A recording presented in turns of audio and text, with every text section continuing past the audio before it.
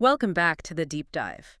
Today we are undertaking, well, a truly foundational deep dive into the origin event of a major world religion. We're talking about Joseph Smith's first vision, said to have happened back in 1820. And for millions of members of the Church of Jesus Christ of Latter-day Saints, this isn't just a historical footnote.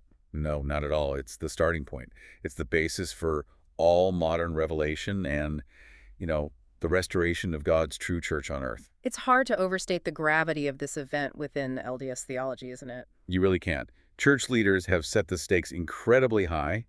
Joseph F. Smith, the sixth president, called it the, and I'm quoting here, greatest event that has ever occurred in the world since the resurrection of the Son of God. That is a powerful statement. And Heber J. Grant was just as direct. He said that if the vision didn't happen, Mormonism, so-called, is a myth. So the historical investigation here is just, well, it's absolutely critical. Our mission for this deep dive is to investigate the source material. The multiple evolving accounts of this experience. Exactly. And to get at the core question, do these different versions support each other, or do they present fundamental conflicts that, call the event's historicity into question? We're here to really examine the historical record from all sides. Okay, so let's start with the version that most people know, the one that serves as the official theological bedrock. That would be the account canonized in the Pearl of Great Price. It was written or dictated around 1838. 18 years after the event is supposed to have happened. Correct. And that narrative provides the theological template. It describes Joseph Smith as a 14-year-old boy in 1820 in Palmyra, New York. And he's perplexed by what he calls the religious excitement on the subject of religion. Yes, he claims these local revivals had just ended in confusion and strife among the big denominations, the Baptists, Methodists, Presbyterians. He feels lost, so he turns to the Bible for help and finds his motivation in the book of James. James 1.5. If any of you lack wisdom, let him ask of God. So he does just that. Precisely. He goes to a secluded spot in the woods, what's now called the Sacred Grove, to pray. And in this 1838 account, something terrifying happens first. Right. He describes being seized by an external power, a kind of thick darkness that almost destroys him before he's delivered. And then he sees them. Two personages standing above him in the air. One points to the other and says the famous words, "This is my beloved son, hear him." And the message he receives is, for its time, completely revolutionary. Absolutely decisive. He's told the churches are all wrong, their creeds are an abomination, and the professors are corrupt. Wow. So that narrative accomplishes two huge theological goals for the new church, doesn't it? It does. First, it establishes God the Father and Jesus Christ as two distinct, separate, embodied beings, a major break from traditional Christianity. On second. It justifies the need for a complete restoration. If all other churches are wrong, then you need a new one, started by God himself. Okay, so we've established the official canonized baseline. Now here's where it gets really interesting. This is where we look at the other sources. Right, because this isn't just one story. Historians have access to 4 primary accounts from Joseph Smith himself, plus about 5 secondhand accounts. And you can really trace the evolution of the story's focus through them. The earliest one we have is from 1832. The 1832 version, this one was written in his own hand, right? Yes, but it was kept private. It wasn't even published until the 1960s. So what's the defining feature of that first telling? It's intensely personal. The whole focus is on his quest for personal redemption, for the forgiveness of his own sins. So not about which church to join? Not at all. He writes that he saw the Lord, singular, and got an assurance of salvation. He also says he was 16, not 14. It's about his personal salvation. That is a stark contrast to the 1838 version, which is so overtly institutional. Absolutely. The 1832 version is about Joseph's soul. The 1838 version is about the failure of all other churches. Okay, so chronologically, what comes next? The 1835 account. This one was told to a visitor, and a scribe wrote it down. It's a kind of intermediate step. How? It mentions the appearance of one divine personage who is then followed by another. And for the first time, it also mentions many angels being present. Which brings us back to the 1838 account, the official one, focusing on the rise and progress of the church. And then finally, you have the 1842 account, the Wentworth letter, a short summary for a non-Mormon audience. And even that one had its own curiosities. It did. An early version mentioned the angel Nephi visiting him in 1823, which was later changed in the official history to Moroni. Now, when faced with all these variations, what's the typical response from, say, an LDS apologist? The argument is that the variations actually strengthen the story's credibility. How does that work? They argue that you'd expect details to shift based on the audience or the passage of time, much like the accounts of Paul's conversion in the Bible. They see it as a rich historical record, a sign of an organic story, not a fabrication. And there's even been some stylistic analysis to back this up. There has.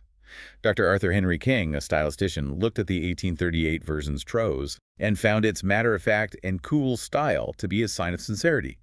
He was just reporting what happened. But critics would say, hold on, these aren't just minor differences in memory. Exactly. Critics argue these are fundamental shifts in the story, suggesting embellishment or, theological revision over time. And the main point of tension seems to be the number and identity of the beings he saw. Correct.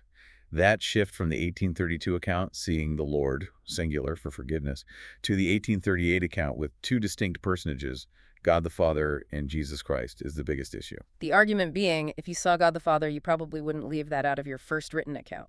Critics find it unfathomable. If it's the greatest event since the resurrection, omitting the Father is a major problem. And then you have what's been called the angel problem. This is a tricky one. Many early church leaders, including Brigham Young and Wilford Woodruff, would sometimes refer to the vision as Joseph being visited by an angel or angels who told him not to join any sect.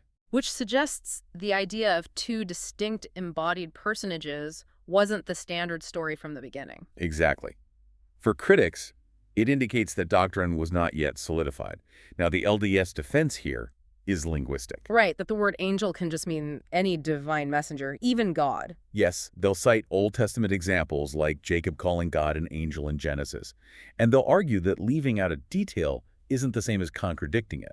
But if you put it all together, the shifting details in the visions seem to mirror a larger theological evolution in Joseph Smith's own beliefs. The sources really do confirm this. Early documents, like the 1830 Book of Mormon, have very strong Trinitarian or monotheistic leanings. Very sample. Early on, a verse in 1 Nephi refers to Christ as the eternal Father. That's classic Trinitarian language. So the theology was much closer to mainstream Christianity at first. And then it shifted. It did. Around 1835, you get the lectures on faith, which describe the Father as a personage of spirit, Christ as a personage of tabernacle, a Binitarian view. And these theological changes didn't just affect how the first vision was told, it actually led to changes in existing scripture. This is the crucial piece of physical evidence for critics. After the doctrine of two separate personages was developed, the Book of Mormon itself was revised. The text was changed. Yes. For example, that verse in 1 Nephi 11.18 was changed in the 1837 edition from Mother of God to Mother of the Son of God. To align the scripture with the new theology. Precisely. It shows how the evolving doctrine was driving the textual history, not just the memory of the event. Okay, let's pivot from the internal accounts in theology to the external real-world setting. A major point of contention is the revival. The very event Joseph claims started his whole quest in 1820. This is where external historical research presents a huge challenge. Researchers like Wesley Walters went through the actual church records for the area. They did. Exhaustive research into the Presbyterian, Baptist, and Methodist records for Palmyra and the surrounding region, and they found, well, nothing. No evidence of a major revival in 1820 where great multitudes were joining churches. That's the critical finding. In fact, the record showed the Methodists had a net loss of 6 members in 1820, and the Baptists gained only 6. So when was the big revival? The large, documented one happened later in 1824-25. And historical evidence suggests that the Smith family, including Joseph's mother and siblings, joined the Presbyterians during that later revival. And his own mother's history seems to support that later date. Yes, Lucy Mack Smith's history connects the family joining a church to the period after her son Alvin's death in late 1823, not 1820. For critics, this suggests the whole event was moved back in time. To establish Joseph's prophetic call before he had any connection to an existing church. So what's the LDS counter-argument to this historical data? There are a couple of points. First, the region was the burned-over district. Religious fervor was just a constant state of being there. And Joseph said the excitement was in the whole district of country, not just his tiny village. Right.